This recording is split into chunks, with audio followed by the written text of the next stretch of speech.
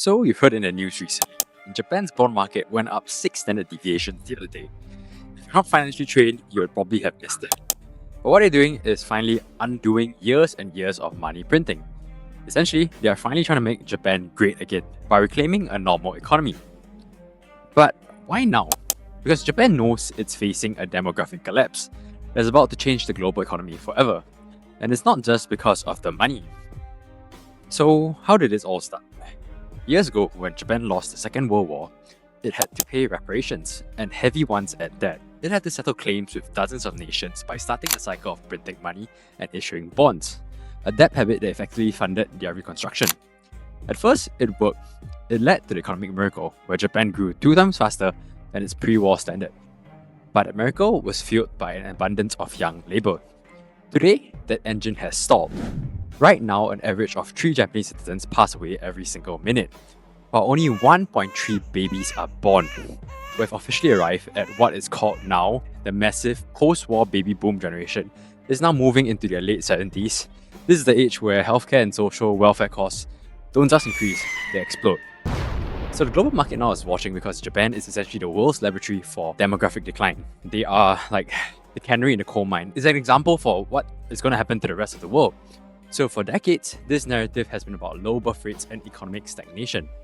But there's a deeper, more cultural bottleneck that we rarely discuss. While everyone points to their 30 years of stagnant wages, the data shows that married Japanese couples actually have a higher fertility rate than those in the US. The real issue isn't that people stop wanting children, it's that the younger generation has stopped basically coupling up. Last year, only 500,000 people got married, the lowest number since record capping began in 1989. The real culprit is this thing called koku haku, which is a culture that is unique to Japanese ritual of a formal confession. In most countries, dating is a natural progression. You hang out, you see if there's a spark, and things naturally evolve. But in Japan, the culture demands a formal commitment before the romance even starts.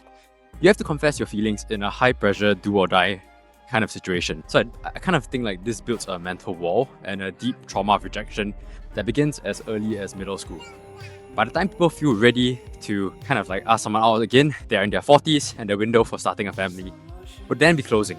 So how does Japan solve this? Japan is currently trying to survive this by quietly pivoting. They're becoming an immigration hub and an elderly tech pioneer. You see this across different sectors, from the closing of primary schools to making way for nursing homes and diaper companies that are famously entirely shifting their entire focus from baby nappies to adult diapers. They are, like many other countries, trying to prove that a nation can stay stable while shrinking, but it requires a total psychological shift in how society handles both outsiders and romance. And if they can solve this population crisis and stabilize their debt, they might just show the rest of the world how to grow old gracefully. As always, if you want to learn more about financial markets or economics, do check out our website for our free newsletter and academic courses. Remember to like, share, and subscribe, and I'll see you guys next time. Bye!